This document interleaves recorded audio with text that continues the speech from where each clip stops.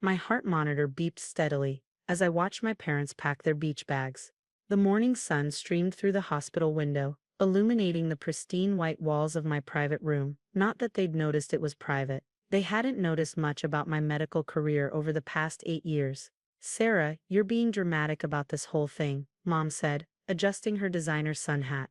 "It's just gallbladder surgery. Routine procedure." She barely glanced at the IV in my arm or the pre-op monitors surrounding my bed. Dad checked his Rolex again, impatience written across his face. "The beach house is waiting, and you know how traffic gets to the coast. We've been planning this weekend for months." I nodded quietly, maintaining my calm despite the familiar ache in my chest that had nothing to do with my upcoming surgery. "Of course, I understand." My sister Amanda burst into the room, already wearing her swimsuit under a sheer cover-up. "Is she still going on about us staying? God, Sarah, it's not like you're dying. Some of us have actual lives." She rolled her eyes, dropping into the visitor's chair and scrolling through her phone. 8 years. 8 years of medical school, residency, and building my career while they dismissed every achievement. They still introduced me as their daughter who works at the hospital, technically true but deliberately vague. "The nurses will check on you," Mom assured me, though her attention was on her reflection in the window as she applied another coat of lipstick.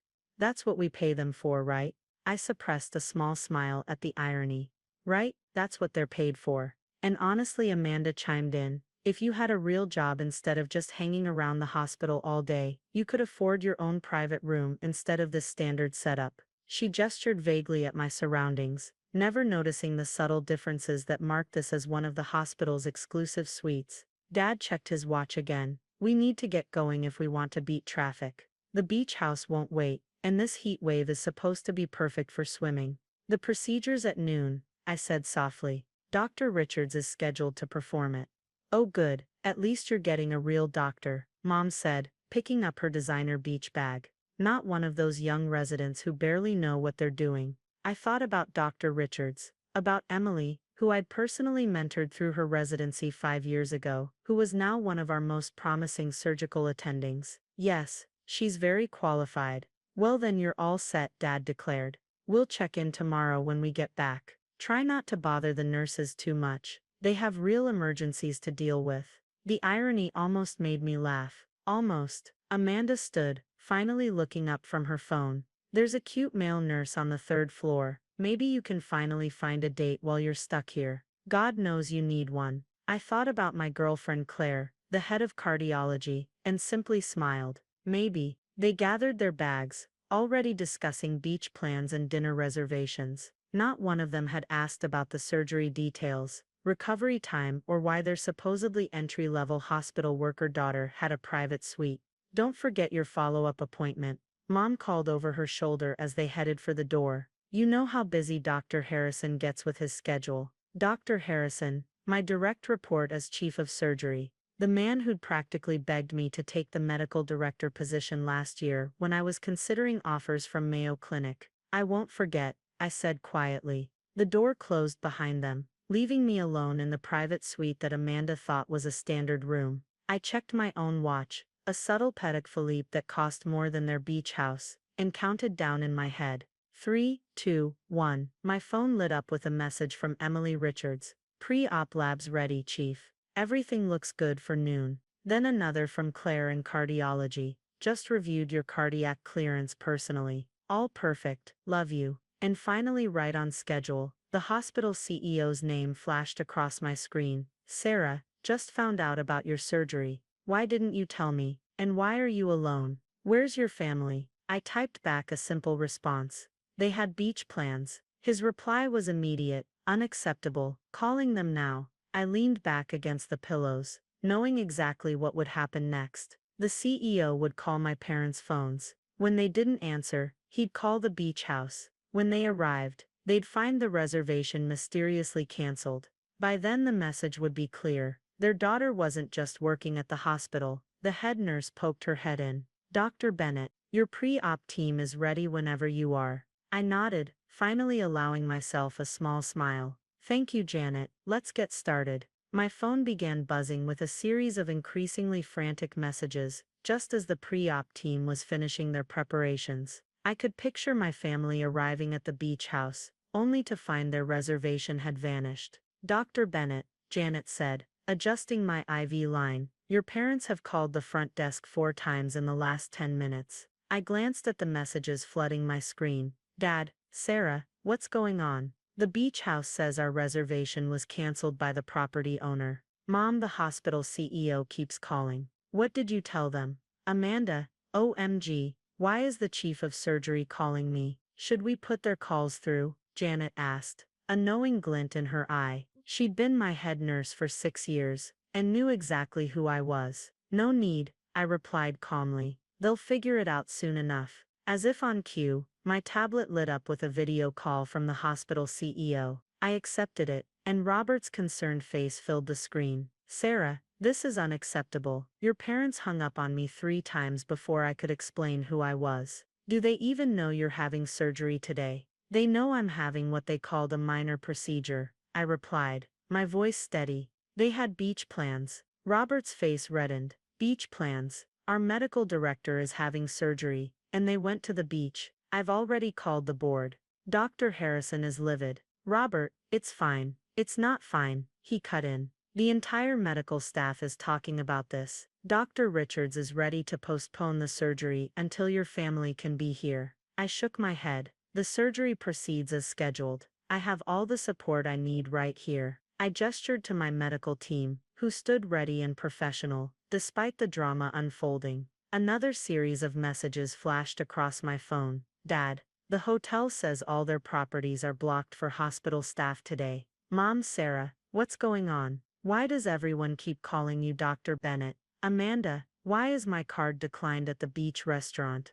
I muted the notifications just as Claire walked in, still in her cardiology scrubs. She took my hand, not caring who saw. Your family just tried to pull rank at the front desk. Your sister actually said, don't you know who our daughter is? The irony was spectacular. A small laugh escaped me. Let me guess, they still think I'm a nurse. Administrative assistant actually, Claire corrected with a smirk. Your mother was very insistent about speaking to your supervisor. The door burst open, and my family stormed in, still in their beach attire. They stopped short at the sight of the full medical team, the private suite's equipment, and Claire holding my hand. What is going on? Dad demanded, his face red. Every hotel in the beach town is suddenly booked. Our cards are declined, and people keep calling us about some medical director. Dr. Bennett, Dr. Richards interrupted smoothly as she entered. We're ready to begin your procedure whenever you're comfortable. She turned to my family with professional courtesy. I'm Dr. Richards, chief resident under your daughter's supervision. We've been quite concerned about her family's absence during pre-op. The color drained from my mother's face. Supervision. But Sarah's just a the medical director of this hospital, Claire finished firmly, squeezing my hand. Chief of surgery, youngest board member, and the reason this hospital's surgical department is ranked 3rd in the country. Amanda's mouth opened and closed soundlessly, her beach cover-up suddenly looking very out of place among the white coats and bed. Dad struggled to form words. The CEO called us. The beach house, the cards. The CEO, I finally spoke, keeping my voice calm, was concerned that the medical director was having surgery without family support. The beach properties are part of the hospital's corporate holdings, and your cards. I paused, allowing the smallest smile. Those were declined because the accounts they're linked to require my authorization as primary holder. The silence that followed was deafening. Dr. Bennett, Janet interrupted gently. It's time for pre-op medications. I nodded. Thank you, Janet. I turned to my stunned family. You should head home. As you said, it's just a minor procedure. The nurses can handle it. Sarah, Mom started, but Claire cut her off. I believe my girlfriend said professionally. Dr. Bennett needs to prepare for surgery now. The waiting room is down the hall, if you'd like to stay. Or I hear the beach is lovely this time of year. As the medications began to take effect,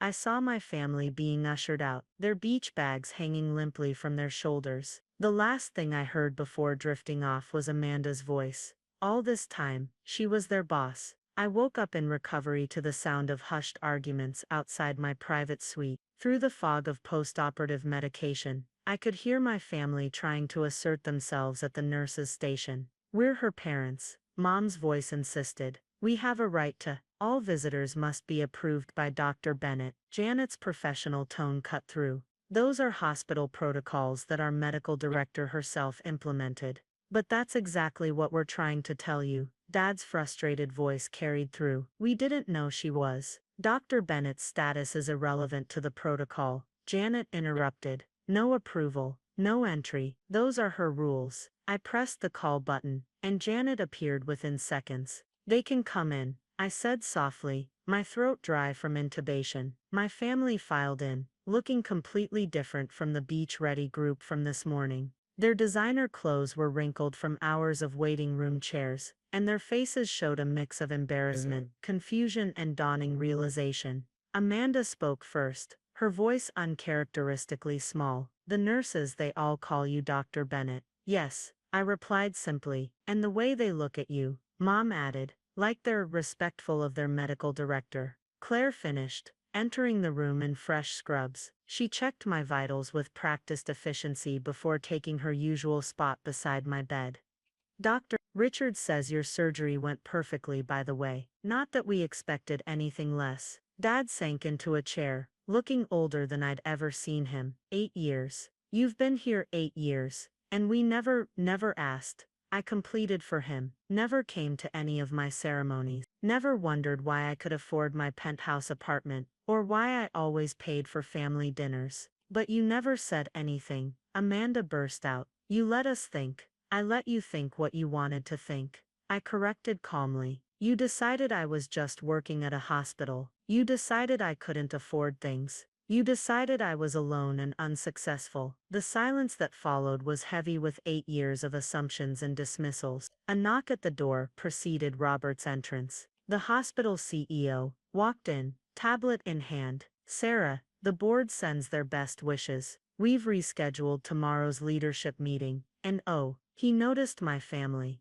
I see they finally made it back from their beach plans. Mom flinched at his tone. The beach house, Dad started, the cards being declined. Hospital property, Robert confirmed coldly. And as for your cards, well, perhaps you should ask Dr. Bennett about the family trust she's been managing. The one that owns your house, cars and funds, most of your lifestyle choices. I shot Robert a warning look. He'd always been protective of me, ever since I'd turned around the hospital's failing surgical department 3 years ago. The trust. Mom's voice wavered. But your father managed that. Grandfather left me in charge 5 years ago. I explained quietly. He saw what I was building here. He knew I could handle it. Amanda's designer purse, the one I'd bought her for Christmas, slipped from her fingers. All those gifts, the vacations you paid for. Speaking of payments, Claire interjected, checking my charts. The hospital board has requested a review of all family member treatments provided here over the past 5 years. Standard protocol. When reviewing the medical director's benefits package,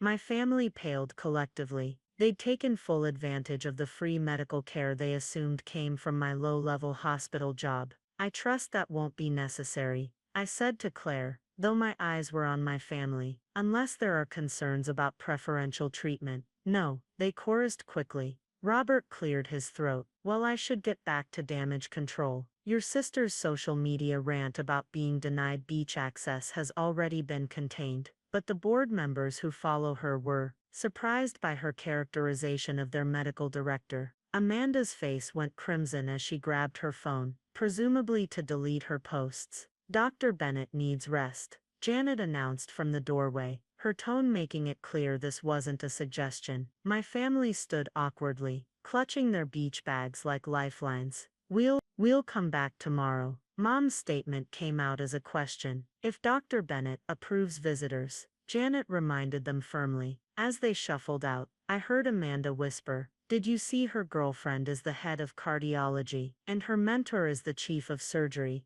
Dad responded numbly. Actually, I called after them, unable to resist one final revelation. Dr. Harrison reports to me. I'm his boss too. The door closed on their shocked faces, and I finally allowed myself to relax into the pillows. Well, Claire said, squeezing my hand, That was more entertaining than the beach.